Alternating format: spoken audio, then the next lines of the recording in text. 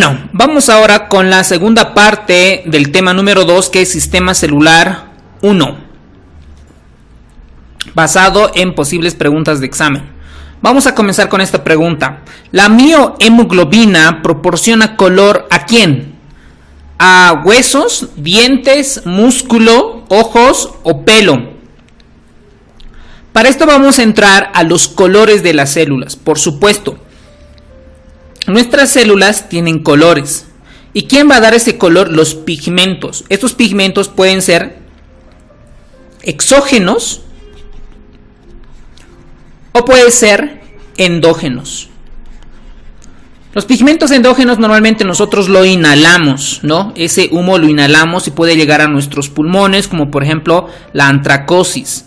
O pigmentos endógenos que la misma célula la produce y normalmente suelen ser proteínas, estos pigmentos endógenos. Por ejemplo, el glóbulo rojo es rojo porque en su interior presenta la hemoglobina. Y ustedes dirán, ¿por qué lo abrevia HIV? Porque internacionalmente en el mundo de la salud se abrevia de esa manera. Y eso es que le da ese color al glóbulo rojo. Ya ustedes en segundo año, tercer año, en toda la carrera verán qué función tiene la hemoglobina, de transportar oxígeno, dióxido de carbono, tiene muchas enzimas como el 2.3-difosfoglicerato, que tienen que ver mucho con altura, etcétera, ¿vale? Ahora, hay otros pigmentos, por ejemplo, en el miocito. El miocito no es nada más que un músculo, es la célula muscular. Por ejemplo, ustedes ven carne, está de color rojo, medio rosado, ¿no es cierto? ¿Por qué? Porque en su interior estos miocitos, estas células musculares, en su interior presentan miohemoglobina. Esta miohemoglobina igual tiene la función de captar oxígeno y generar energía a estas células. Tenemos otro pigmento endógeno que es la rodopsina o púrpura en las células de los bastones. Y ustedes dirán, ¿qué son los bastones? ¿Qué son las retinas? Etcétera. Vamos a hacer un breve repaso del globo ocular. Acá tenemos la córnea, acá tenemos el globo ocular, tenemos el cristalino. Y dentro del globo ocular, esto es el nervio óptico. Y dentro de la retina, en la capa más interna, dentro del globo ocular, hay una capa que se denomina la retina.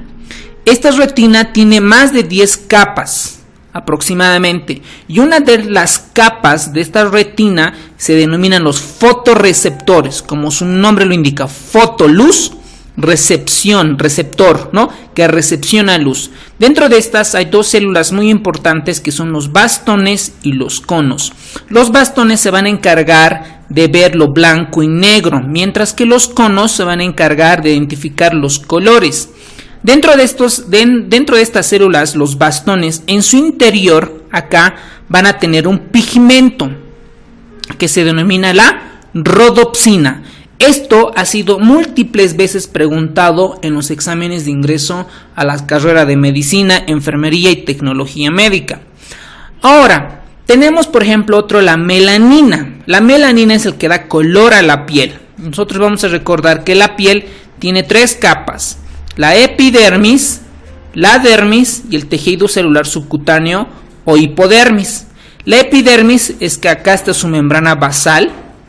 Esta epidermis va a estar formada por varias células que van a dar origen a diferentes capas o estratos, como el estrato basal, granuloso, lúcido, etc. Y una de estas va a presentar una célula grande con pseudópodos, denominados los famosos melanocitos. Estos melanocitos en su interior va a contener unas melanosomas, que son nada más vesículas cargadas, llenas de melanina, ¿vale? Entonces eso es lo que nos va a dar color a la piel. Por ejemplo, cuanto más melanina, más oscura la piel. O cuanto menos melanina, más clara la piel. Pero hay enfermedades que afectan, por ejemplo, los aminoácidos, las enzimas o los factores de transcripción que alteran este pigmento endógeno y puede crearse una enfermedad que se llama el vitíligo. Este vitíligo ustedes debieron ver por las calles o en otros lados, personas que su piel es muy blanca. Por lo tanto, va a tener alguna normalidad tanto en estas funciones con esta proteína. Entonces, por lo tanto, la mioglobina, mio es músculo, se va a encontrar esto en los músculos, por supuesto. La melanina da color ¿a quién? A la piel, específicamente a la epidermis. Ahora, ¿qué es la diferenciación celular? La diferenciación celular es un proceso, ¿ok? Como ustedes, digamos, para que ustedes sean médicos especialistas o subespecialistas, tienen que pasar por diferentes etapas. Primero, dar un examen de admisión a carrera, luego vencer el primer año, segundo año, los 5 años, luego el internado, luego la residencia médica, etcétera, para lograr ser médico especialista. Y para eso hay un proceso, ¿ok? Hay unos pasos, una serie de pasos. Lo mismo pasa a la célula. Por ejemplo, vamos a ver con el espermatozoide. El espermatozoide, para que tenga su cabecita, el cuello y la cola, no nace así, sino que nace como una célula, así como cilíndrica, tiene su núcleo, y a medida que va pasando los días, semanas, se va diferenciando, se va caracterizando, ¿ok? Por ejemplo, acá tenemos una célula, acá tenemos otra célula, digamos una neurona, tenemos luego un hepatocito, etcétera, células. Pero por más diferentes las células que sean, tienen la misma carga genética. Esto lo vamos a profundizar en los temas de genética. Tiene la misma carga genética. Por lo tanto, las células pueden ser diferentes, pero con misma carga genética. Y esto, ¿quién hace que se diferencien estas células? En base a activación y desactivación de genes. Van a ver exones e intrones. Bueno, ahora vamos a entrar a los tipos de células madres. Las células madres, aproximadamente existen 4 células madres. Estas células madres, vamos a comenzar con la más poderosa, que son las totipotentes, como su mismo nombre lo indica, toti de todo. Es decir, que esta célula puede dar origen a componentes embrionarios como las 3 capas embrionarias, el ectodermo, el mesodermo, el endodermo, las líneas germinales, o los componentes que van a dar origen al saco vitelino, o componentes extraembrionarios como la placenta. Puede dar todo estas células madres. Mientras que las células madres pluripotentes vamos a diferenciar de las multipotentes. Por ejemplo, Bolivia es un estado plurinacional. Pluri, porque hay paceños, ¿no? Luego hay cruceños, luego tarijeños, etcétera, ¿ok? Pero al final solo somos todo uno, ¿ok? Bolivianos, pero somos diferentes. Eso pasa con las células pluripotentes, que van a dar origen, por ejemplo, a los 3 linajes, al endodermo, al ectodermo, al mesodermo, también como a la línea germinal y el saco vitelino. Y estas células en las plantas se las denominan las células meristemáticas. Ojo con eso, potencialmente preguntable, posible pregunta de examen. Células merismáticas en las plantas. Mientras que las células multipotentes ya no dan origen a los 3, simplemente dan origen a un linaje. Por ejemplo, solo ectodermo, solo mesodermo o solo endodermo. Y dentro del mesodermo hay una parte que se subespecializa, que es la célula madre mesenquimal. Y esta célula madre mesenquimal puede dar origen, por ejemplo, a los miocitos, a los adipocitos, a los osteocitos, entre otras. ¿Vale? Por ejemplo, acá, y esto es pluripotente, acá sería multipotente, ¿no? Solo, digamos, los paceños, solo los cruceños o solo los cochabambinos. Pero hay células mucho más especializadas, como por ejemplo las células madre unipotentes, que solo va a formar un tipo de célula en particular. Por ejemplo, tenemos una célula que va a formar colonias, la unidad formadora de colonias de eritrocitos, que solo va a formar eritrocitos, glóbulos rojos o hematíes. Entonces, por ejemplo, en esta pregunta analicemos. Dice, es una célula que puede formar un organismo completo.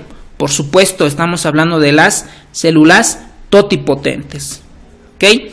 Luego tenemos los 3 linajes embrionarios, que puede dar origen a 3 linajes. Estamos hablando de las células madres pluripotentes. Las células madres mesenquimales, recordemos que el mesénquima es un tejido especializado del mesodermo, y esta va a dar origen a las multipotentes. Y forma únicamente un tipo de célula en particular, son las células madres unipotentes. Ahora vamos a entrar a la composición química de las células. ¿Ok? Y aquí tenemos otra pregunta donde nos dice ¿cuál de estas son macromoléculas? ¿Son los carbohidratos, los lípidos, el sodio, potasio o son las proteínas? Para esto vamos a entrar que todas las células, la mayor parte en realidad del organismo, estamos formados por agua. La mitad de nuestro cuerpo, por ejemplo, si tú pesas 70 kilogramos, 35 kilogramos, un poquito menos, somos agua. Mucho más en los bebés, un 80-85% son agua, ¿ok?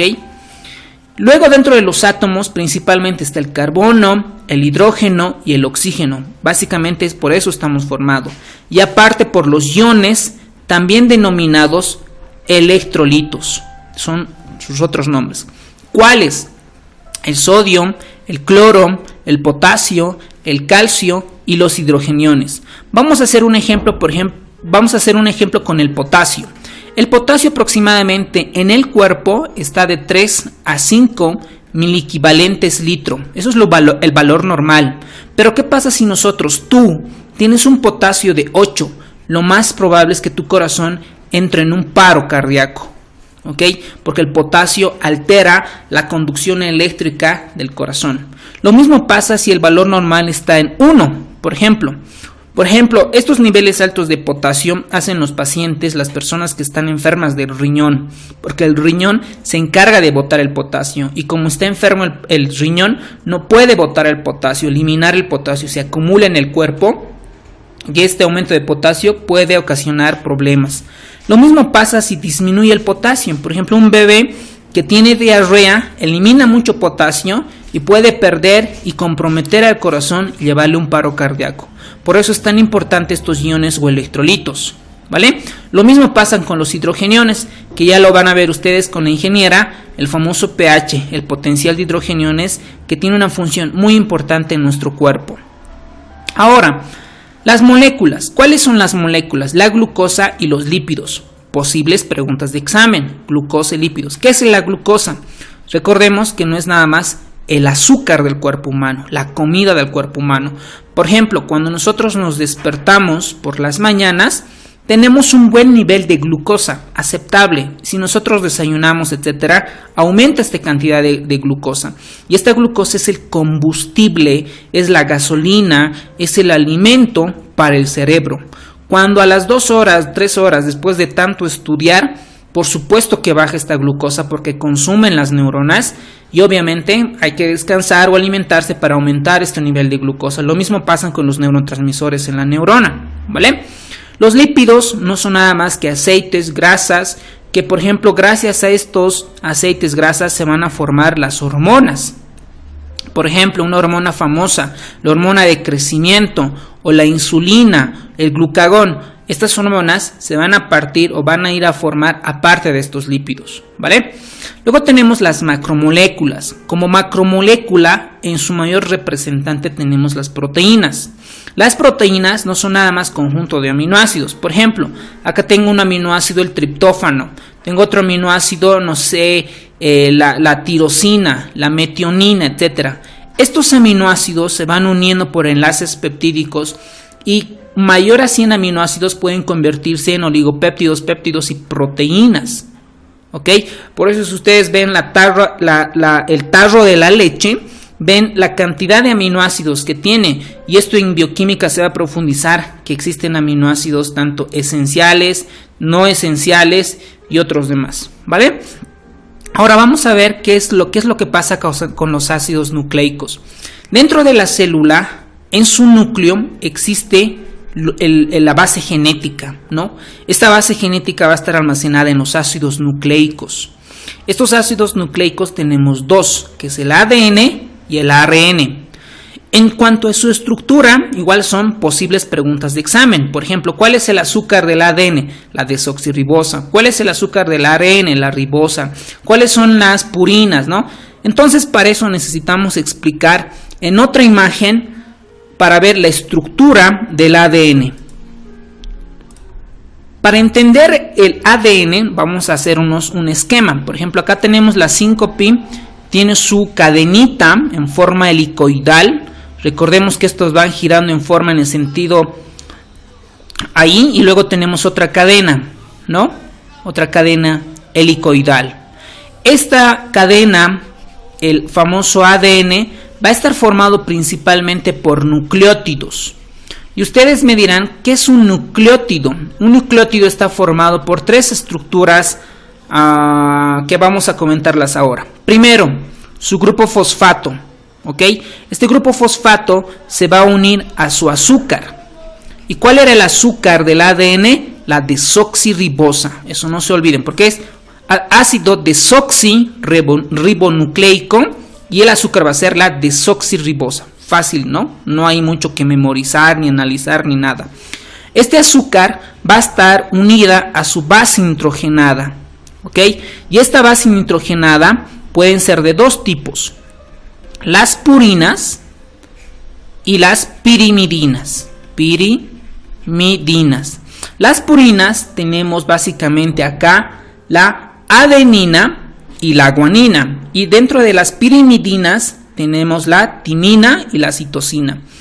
Estas bases nitrogenadas casi siempre se van a unir entre estas bases. Por ejemplo, la adenina casi siempre se une con la timina a través de 2 puentes de hidrógeno, mientras que la guanosina con la citosina se une con 3 puentes de hidrógeno. Esto es por un lado. Lo mismo pasa acá, digamos, grupo fosfato, su azúcar y su base nitrogenada, ¿no? 3. Eso es un nucleótido. Un nucleótido simplemente son 2 y excluye al grupo fosfato. Acá tenemos un grupo fosfato, su azúcar y su base nitrogenada. Si por ejemplo acá tuviéramos citosina, acá ¿quién tendría que estar? Guanina, ¿no? Unidas por 3 puentes de hidrógeno, ¿vale? Entonces lo mismo pasa esto en el ARN, solo que en el ARN el azúcar ya no es la desoxirribosa, sino que es una ribosa. Y estos son pentosas porque tienen nada más 5 carbonos. Esto es fácil, ¿no? No hay mucho que analizar ni perderse. Ahora, por ejemplo, cuando la adenina tiene que pasar al ARN, por ejemplo, al ARN mensajero, la timina ya no pasa como tal, sino que la timina en el ARN es sustituida por el uracilo. Esto es pregunta en los colegios, en los preuniversitarios, en medicina y en posgrados, porque son componentes muy básicos, ¿vale? Muy bien, entonces la composición química de las células está formada por aguas, átomos, iones, moléculas, macromoléculas y ácidos nucleicos. ¿Cuál era la macromolécula? Las famosas proteínas, ¿no? Nada más ahí un poco recordando. Ahí, ¿no? Macromoléculas son las proteínas. Una de estas no corresponde a la célula vegetal. Ahora vamos a entrar a comparar células, ¿no? ¿Cómo son las células de los vegetales, de las plantas que tú ves en la calle, los árboles? ¿Cómo son estructuralmente microscópicos? ¿Y cómo es una célula animal? Nosotros somos células animales, entonces vamos a hacer una comparación acá. Vean en la imagen. ¿Qué es lo que ven acá? Como una pared gruesa, ¿no? Presenta aquí como una pared gruesa, mientras nosotros tenemos una simple membranita. Por lo tanto, las células vegetales tienen pared celular, mientras nosotros tenemos membrana celular. Esta pared celular está formado por celulosa, pero no todos, ¿no? Hay otros componentes más, porque esto está muy resumido, por celulosa. Además, en su interior van a presentar los famosos cloroplastos, que ustedes ven acá, como las mitocondrias, ¿no? Los famosos cloroplastos. Ya las funciones, las estructuras se van a profundizar en los posteriores años. Además, estas van a presentar una especie de vacuolas que pueden estar cargadas de algunos pigmentos endógenos propias de las células vegetales, ¿ok? Por ejemplo, en nosotros no tenemos plastidios ni cloroplastos, ¿no? El número de vacuolas son pequeñitas, reducidas, no son tantas a comparación de las células vegetales. Por ejemplo, esto además no tiene un centrosoma, ¿no? El centrosoma se va a encargar de organizarlo a los microtúbulos, mientras que nosotros sí somos un poco más organizados porque tenemos funciones mucho más complejas y sí se presenta un centrosoma. Ellos carecen de lisosomas y ustedes preguntarán, ¿pero qué es un lisosoma? Un lisosoma no es nada más que una vesícula cargadas llenas de enzimas, ¿ok? Por ejemplo, una enzima podemos comentar la lipasa. Cuando nosotros comemos comidas grasosas como por ejemplo el fricasé, Esas grasas se tienen que partir a pequeñitos, mucho más pequeños para que las células del intestino delgado puedan absorber. ¿Y quién se va a encargar de degradarlas, de partirlas? Esta enzima que se llama lipasa. ¿Ok? Entonces, estos lisosomas están presentes en nosotros porque las células necesitan partir las proteínas, carbohidratos, lípidos, etcétera, ¿vale? Mientras que las células vegetales no tienen lisosomas. Ellos se van a alimentar por otro mecanismo que se denomina la fotosíntesis. Mientras que nosotros, por supuesto y obvias razones, nosotros no realizamos fotosíntesis. Y la nutrición es autótrofa de las células vegetales porque ellas mismas fabrican su propio alimento, mientras nosotros no. Podemos fabricar, pero también necesitamos comer, alimentarnos, tener proteínas, carbohidratos, lípidos, aceites, nutrientes, todo lo que tú has escuchado por nutrición, ¿vale? Entonces, lo que no corresponde a la célula vegetal, recordemos que esto tiene centrosoma. En realidad, no tiene centrosoma, ¿verdad? Nosotros vemos la célula vegetal acá, no tiene centrosoma. Por eso es la respuesta en inciso C. Vamos por la siguiente pregunta, el cual dice, una de estas no es característica de una célula animal. Ahora, por ejemplo, vamos a ver, dice acá nutrición autótrofa. No, de nosotros, nuestra nutrición es heterótrofa, ¿vale? Heterótrofa. Ahora, una de estas no es característica de la célula procariota. Ok, ahora vamos a entrar a comparar dos células diferentes, que son las células procariotas y las células eucariotas. Primero, recuerden que siempre en la parte de área de salud, enfermería, medicina, tecnología médica, hay que entender la palabra, ¿ok? La palabra, porque aquí no se trata de memorizar y dar un examen, aquí es entenderlo, el por qué, el para qué y qué es lo que va a pasar. Cuando nosotros tenemos una base fundamental, lo demás se va construyendo mucho más fácil. Por ejemplo, pro significa antes de o solo de ese grupo. Por ejemplo, pro salud, solo de la salud, ¿no? O digamos pro Bolívar, solo los del Bolívar. O pro Die Stronger, solo los Die Stronger. ¿Me dejo entender? Eso es pro. En este contexto vamos a ver qué es antes, ¿vale? Carios significa núcleo. O también core, ¿vale? Núcleo. Entonces esto va a decir que no tiene núcleo o que tenga antes de presentar núcleo. Y dentro las células que no tienen núcleo van a estar las bacterias, las cianobacterias. Por ejemplo, vamos a tener un Staphylococcus aureus, por ejemplo, una bacteria que por supuesto no tiene núcleo, ¿no? Mientras que las células eucariotas, el término eu significa verdadero, es decir, que tiene un verdadero núcleo. ¿Y cuáles son? Nosotros, ¿no? Las células animales, los protozoos, los hongos, las plantas, tenemos núcleo, ¿vale? En cuanto al tamaño, pues las células procariotas son microorganismos microscópicos. Van a medir de 1 a 5 micras, ¿no? Hasta en paréntesis dicen hasta 10 micras. Mientras nosotros, las células animales, los hongos, las plantas, hasta 100 micras pueden medir.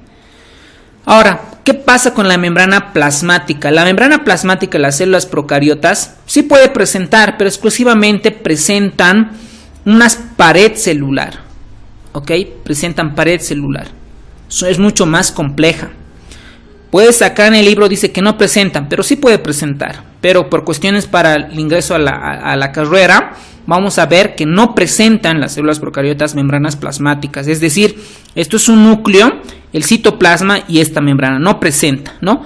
Nosotros tenemos acá una membrana y su núcleo.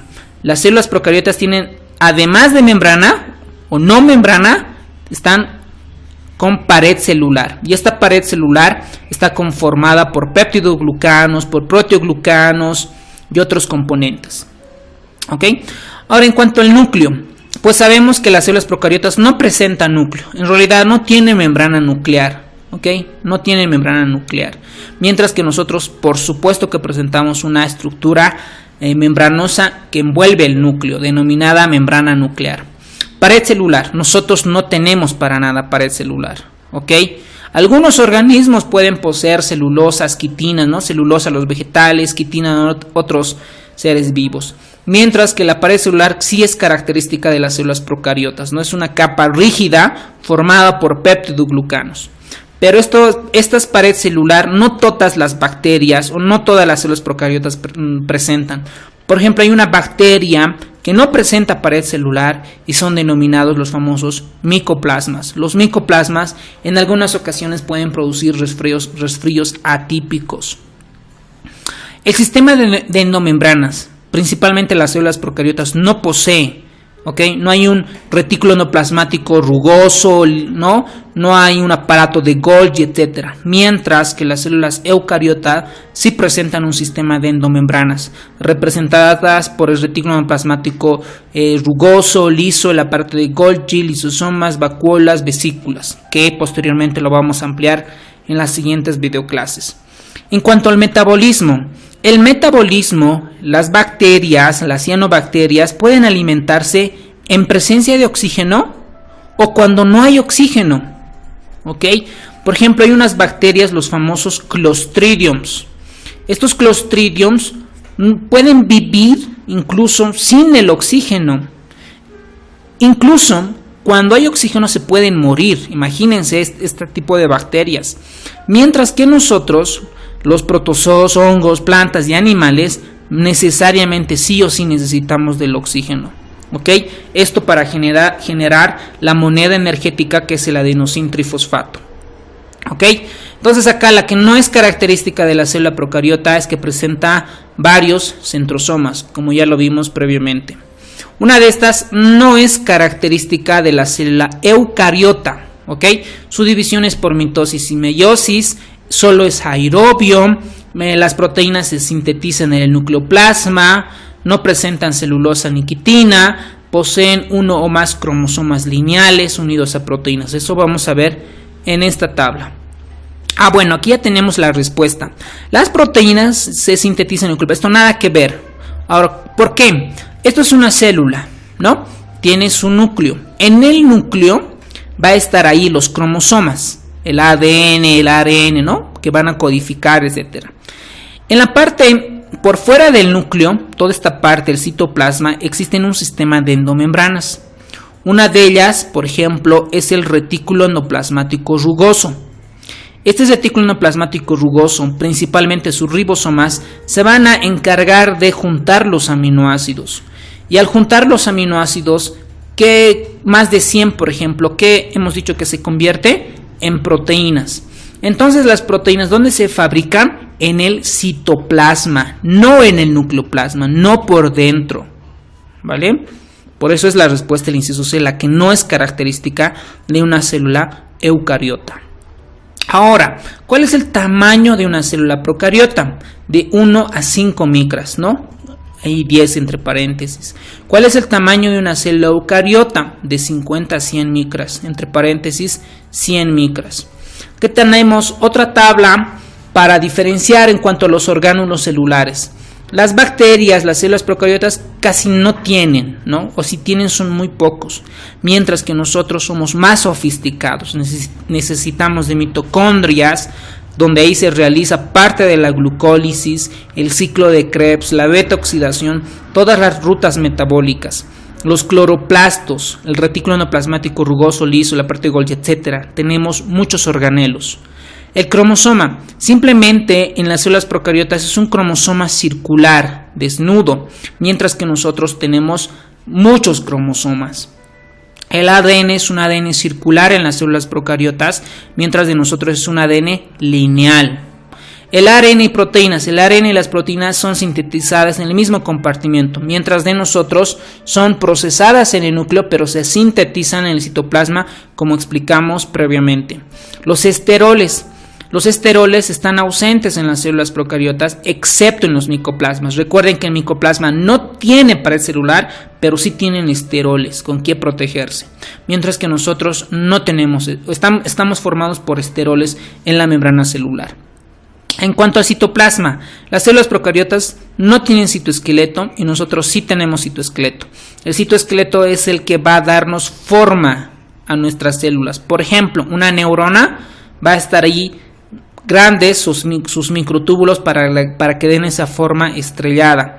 Y los procesos de exocitosis, de eliminar o de endocitar, comer, están ausentes en las células procariotas y están presentes en las células eucariotas.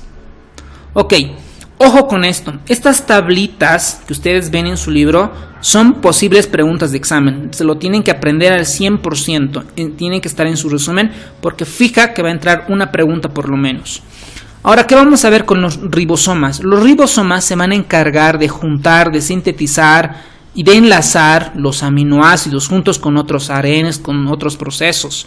En la célula procariota este ribosoma va a tener una sedimentación de 70 en el citoplasma, mientras que las células eucariotas tienen un valor de sedimentación de 80 este ribosoma, y en conjunto se van a unir a un sistema de endomembranas, el cual va a ir a formar retículo endoplasmático en el citosol, es decir, en el citoplasma, ¿no? En cuanto a la división es la división por separación de cromosomas de la unión de la membrana fusión, o pueden ser otro tipo de división, ¿no? Como mitosis, fusión binaria, etc. Mientras que las células eucariotas principalmente se dividen por mitosis, por meiosis, formando el uso mitótico en caso de mitosis. La organización, normalmente, casi siempre, las células procariotas son unicelulares, solo formada por una sola célula, mientras que las células eucariotas son pluricelulares. Eso es muy fácil, ¿no? Muy bien, muchas gracias por ver esta videoclase. Si tienen alguna pregunta, alguna duda, algo que no se haya entendido o algo poder acotar alguna parte de estos conceptos, pues lo podemos hacer a través de nuestro grupo de estudio. Y muchas gracias.